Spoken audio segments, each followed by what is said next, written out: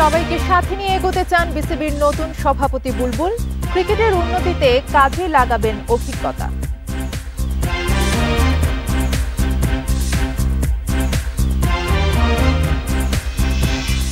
বৃষ্টি কমলেও রাজধানীতে জলজটে ভোগান্তি কমেনি। কুমিল্লা ও ভোলার কিছু এলাকা বিদ্যুৎ বিচ্ছিন্ন।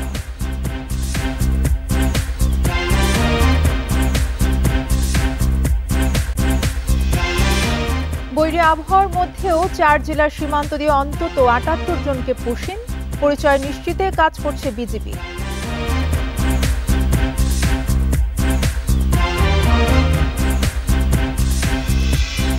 2025-26 অর্থ বছরের বাজেটে শুল্ক করে বড় পরিবর্তন। বাড়তে পারে সিমেন্ট, সিগারেট সহ অনেক পণ্যের দাম।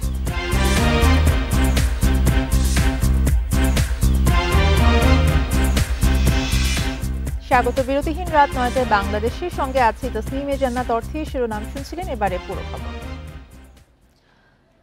নানা নাটকীয়তার পর বিসিবির নতুন সভাপতি হিসেবে দায়িত্ব নিলেন সাবেক অধিনায়ক আমিনুল ইসলাম বুলবুল। দুই পরিচালক নাজমুল আবেদিন ফাহিমকে দেয়া হলো সিনিয়র সহ সভাপতির দায়িত্ব, আর ফাহিম সিনহাকে করা হলো সহ সভাপতি।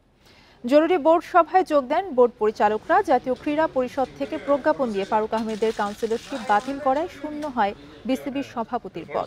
তার জায়গা বুলবুলকে মনোনয়ন দিয়েছে এনএসসি। আগে থেকে ঠিক করা ছিল নতুন সভাপতি আমিনুল ইসলাম বুলবুলকে। সভাপতির দায়িত্ব নেওয়ার পর গণমাধ্যমের সামনে নিজের পরিকল্পনা তুলে ধরেন বুলবুল। সবাইকে সাথে নিয়ে দেশের ক্রিকেটকে এগিয়ে নেওয়ার লক্ষ্যের কথা জানান তিনি।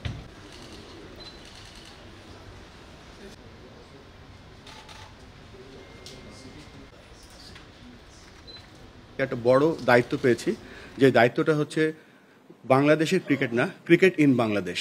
বাংলাদেশে কি ক্রিকেট আছে সেটা আমরা চেষ্টা করব আরো সামনের দিকে এগিয়ে নিয়ে যেতে। 1 নম্বর প্ল্যান যেটা হচ্ছে যে আমাদের যে অ্যাসোসিয়েট ওয়ার্ল্ডের ক্রিকেটগুলো ছিল যেখানে শিখেছি, সেই অঙ্গেকে আমি চেষ্টা করব বাংলাদেশের যে ডিসেন্ট্রালাইজেশন করা, বা একটা উপজেলা ছেলে কিভাবে ক্রিকেট খেলে একটা মেন স্ট্রিমে আসতে পারবে উইথ তার কনফিডেন্স বা বিশ্বাস, সেই চেষ্টাটা করব।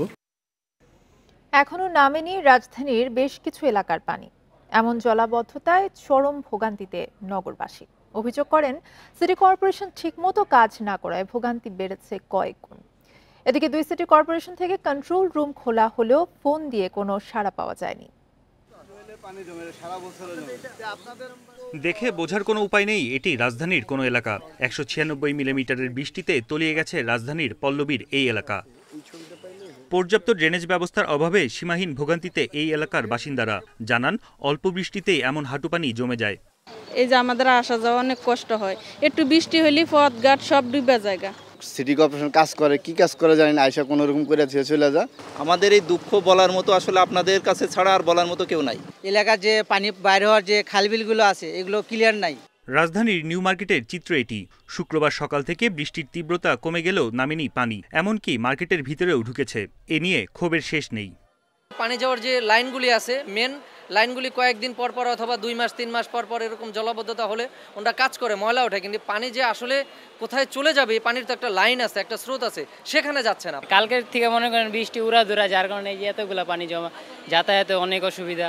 একে তো খানাখন্দে ভরা রাস্তা, তার উপর আবার জলাবদ্ধতা। অল্প বৃষ্টিতে এভাবে তলিয়ে যায় রাজধানীর বাসাবোর সবুজবাগ এলাকা। সংস্কার কাজ শুরু হলেও অজানা কারণে তা এখন বন্ধ, আর এতেই ক্ষুব্ধ এলাকাবাসী। পুরো রোড কার্পেটিং করে কুরবানি ঈদের আগে 2 দিন আগে শেষ করার কথা, এই জায়গায় কোনো কাজই হয় নাই, বরঞ্চ আরও ক্ষতি করে গেছে। গত 3 দিন আগে আসছিল তারা, প্রথম দিন করছে, করার পরে ময়লা উঠায় রেখে গেছে, তারপর কাজ শেষ করার পরের থেকে এখানে পানিটা জমতেছে।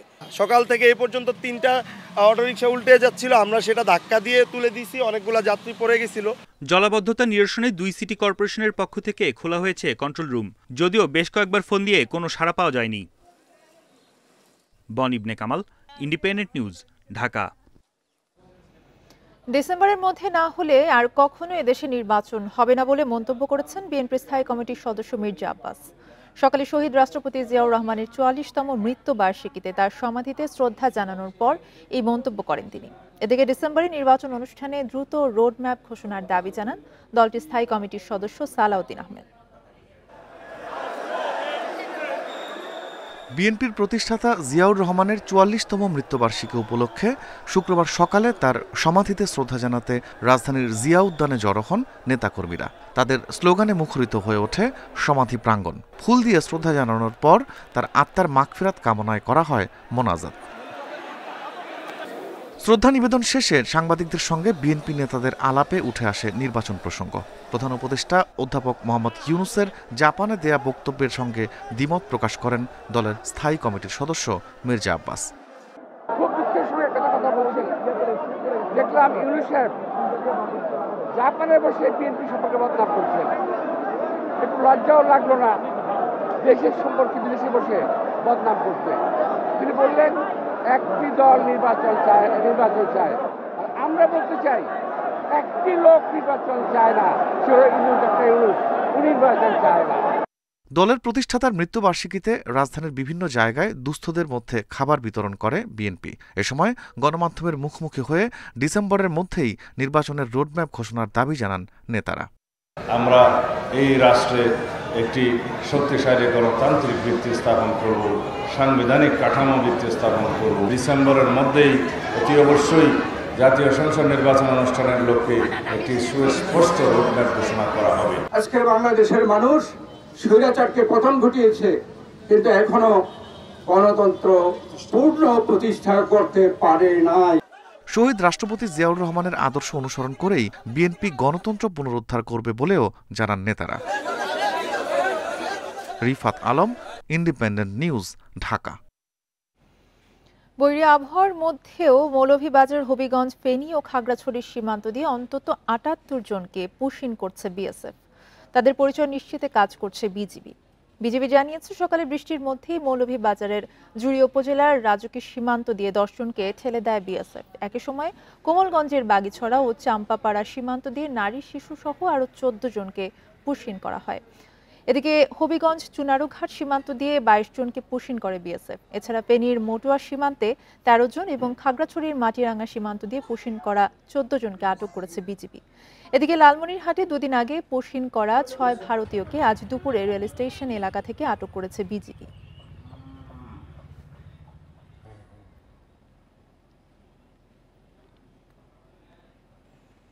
এবারে আসন্ন বাজেট নিয়ে বিশেষ প্রতিবেদন।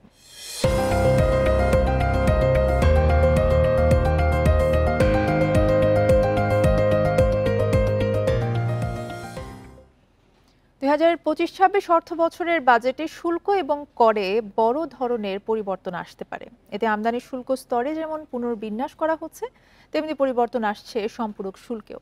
শুল্ক করের প্রভাবে নতুন করে বাড়তে পারে সিমেন্ট, সিগারেট সহ অনেক পণ্যের দাম। এছাড়া কমতে পারে কিছু পণ্যের দামও। তবে বিশ্লেষকরা বলছেন, নতুন করে শুল্ক বাড়ানো হলে মানুষের জীবনযাত্রার ব্যয় আরও বাড়বে।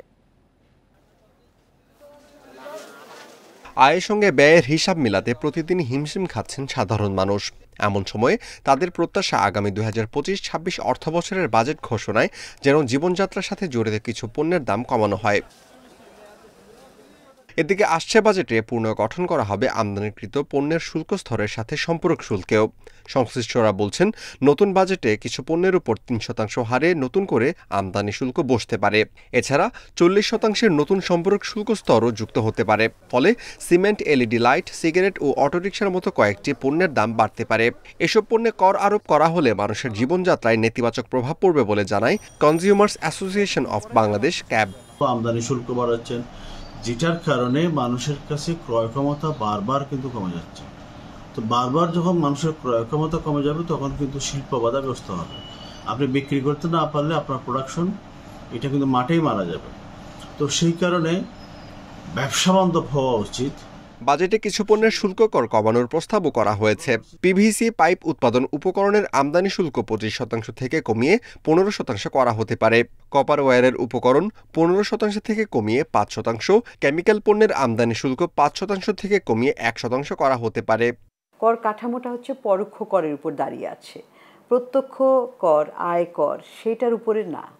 তো সেটা 30-35%, আর বাকিটাই পরোক্ষ কর, মূল্য সংযোজন কর, তারপরে বললাম যে ব্যবসা বাণিজ্যের ট্রেড ট্যারিফ, এই সমস্ত ওগুলার থেকে অনেক কিছু আসছে। প্রগতিশীল কর ব্যবস্থা যেটা দিয়ে ন্যায্যতা স্থাপিত হবে, তাহলে সেটা হতে হবে যে আয়করের উপরে নির্ভরশীলতা।